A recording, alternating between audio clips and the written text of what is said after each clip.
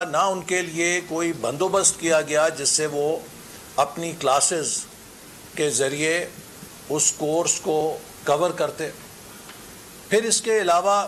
پچھلے چند دنوں میں جو ملک کے اندر حالات ہیں جس سے لوڈ شیڈنگ، انٹرنیٹ کی فراہمی میں مسائل اور پھر ساتھ کے ساتھ جو پسماندہ علاقے ہیں جہاں پہ آن لائن ایجوکیشن کا کوئی بندوبست نہیں ہے اور میٹرک اور انٹرمیڈیٹ کے طلباء و طالبات کا تعلق لوور مڈل کلاس غریب گھرانوں سے یا مڈل کلاس سے ہے، یہ پاکستان کی ایلیٹ کے بچے نہیں ہیں۔ مجھے افسوس سے کہنا پڑتا ہے کہ ہمارے حکمران شاید سمجھتے ہیں کہ پاکستان کے تمام طلباء و طالبات اے لیول اور او لیول میں ہی پڑھتے ہیں، جبکہ پاکستان کے طلباء و طالبات کی اکثریت میٹرک اور انٹرمیڈیٹ کے نظام میں امتحان دیتی ہے اور ان کے لیے ممکن نہیں تھا اور نہ ان کو یکساں مواقع دیے گئے کہ یہ اپنے امتحان کی تیاری کرتے، اپنے نصاب کو کور کرتے، اور حکومت نے زبردستی ان کو امتحان کی ڈیٹ شیٹ میں مجبور کیا کہ یہ اس شیڈیول پر امتحان دیں جو حکومت نے اعلان کیا ہے، جس کی پشت پہ صرف حکومت کی ضد ہے۔ انٹرمیڈیٹ کا امتحان زندگی کا سب سے اہم امتحان ہوتا ہے۔ اس کے بعد آپ نے جس نے میڈیکل میں جانا ہے، انجینئرنگ میں جانا ہے یا پروفیشنل کالجز میں جانا ہے، اس کے میرٹ کا بہت حد تک اس پہ اثر ہوتا ہے، لیکن حکومت نے کسی چیز کو بالائے طاق رکھا۔ کل ہم نے اسمبلی کے اندر بھرپور التجا کی، درخواست کی کہ حکومت اس پہ غور کرے، اس پہ نظر ثانی کرے، اور مطالبہ بہت ان بچوں کا اور بچیوں کا جائز ہے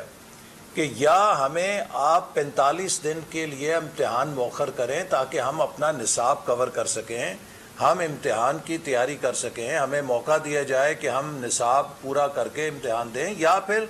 آپ کوئی ایسا فارمولہ نکالیں کہ ہمیں انٹری ٹیسٹ بھی دینے ہیں میڈیکل کالج کے اور انجینئرنگ یونیورسٹیز کے، تو ان انٹری ٹیسٹ کا اور ہمارے میٹرک کے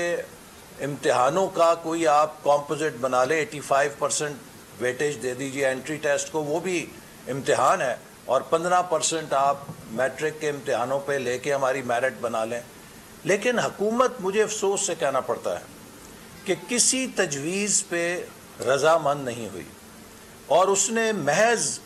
اپنی ضد اور انا کے لیے ان بچوں کے مستقبل سے کھیلا ہے۔ اور میں یہ کہنے پہ مجبور ہوں کہ یہ حکومت جو بگ بزنس کے مطالبات کے اوپر تو چاروں شانے چت ہو جاتی ہے، یہ بڑے بڑے مافیاز کے آگے تو گھٹنوں کے اوپر آ کے ان کے مطالبے مانتی ہے، لیکن پاکستان کے یہ طلباء و طالبات جو ہمارا مستقبل ہیں، یہ جب اپنے مطالبات کے لیے آواز بلند کرتے ہیں تو انہیں تشدد کیا جاتا ہے، انہیں گرفتار کیا جاتا ہے، ان کی آواز سننے کے لیے کانوں پر انگلیاں ڈال دی جاتی ہیں۔ یہ نہایت ہی افسوسناک رویہ ہے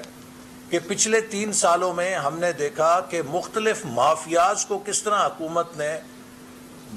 راضی کیا ہے، ان کے آگے گھٹنوں پہ کے بل جھکی ہے اور ان کو لاکھوں کروڑوں اربوں روپے کے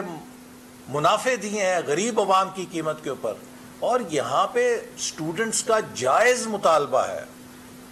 برطانیہ کے اندر انہوں نے امتحان کینسل کر دیے کہ سٹوڈنٹس کو یکساں مواقع نہیں ملے پینڈیمک کے دوران۔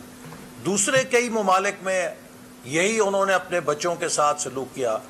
میرا خیال ہے کہ کوئی بھی یہاں نہیں چاہتا کہ ہم اپنے بچوں کو امتحان سے آزاد کر دیں۔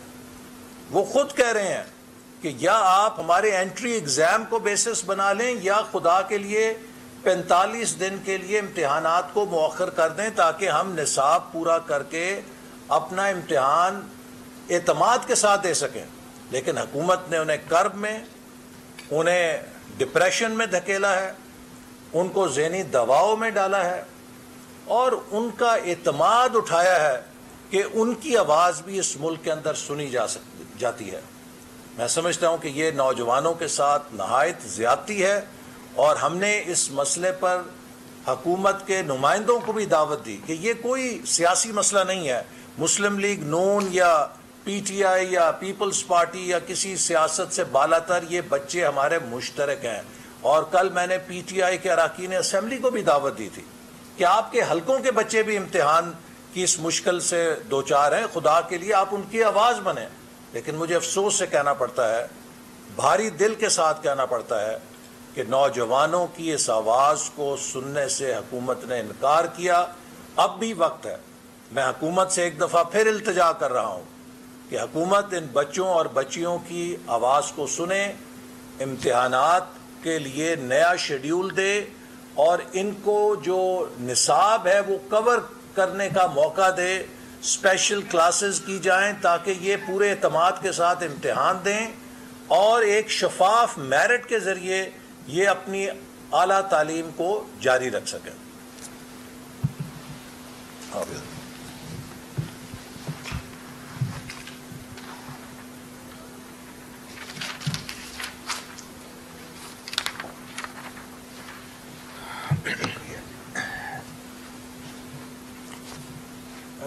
آزاد کشمیر پٹیکا میں جلد لکھا اور مریم نواز آ چکی ہے ڈائس پر۔ کچھ ہی دیر میں